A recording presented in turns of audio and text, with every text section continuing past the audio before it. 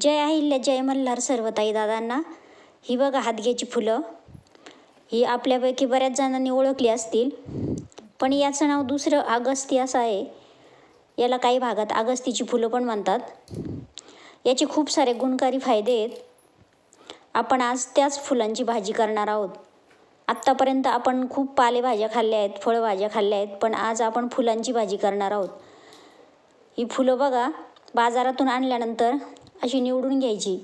त्याच्यामध्ये एक केशराची काडी असते, ती काडी काढून घ्यायची आणि फुलांची सगळी पानं वेगळी करून घ्यायची. ह्या फुलांमध्ये खूप सारे औषधी गुण आहेत. ते आपल्या डोळ्यांच्या विकारासाठी, पचनाच्या विकारासाठी, वाताच्या विकारासाठी खूप गुणकारी आहेत. त्यामुळेच त्याला आयुर्वेदिक भाजी असे म्हटले जाते. त्याच फुलांची आज आपण भाजी बनवतोय. सुरुवातीला फुलं निवडल्यानंतर स्वच्छ धुवून घ्यायचे.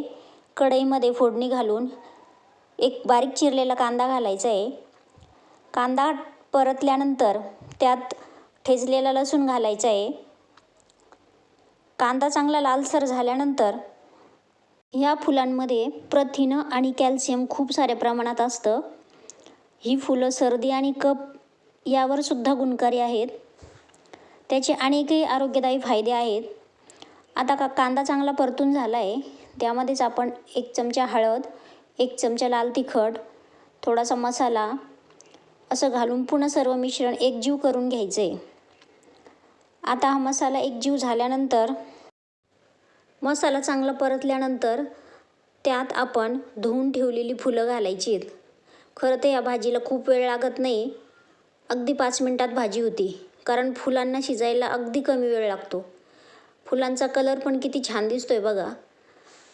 अशाच प्रकारे चांगलं परतून घ्यायचं आहे आणि परतल्यानंतर फुलांची अगदी कमी साईज होते. बघा किती झाला आहे तो परतून.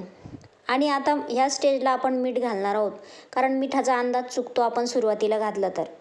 म्हणून मीठ अगदी शेवटी घालायचं आहे, फुलं चांगली एकजीव झाल्यावर. मीठ टाकल्यावर पुन्हा एकजीव करून घ्यायची.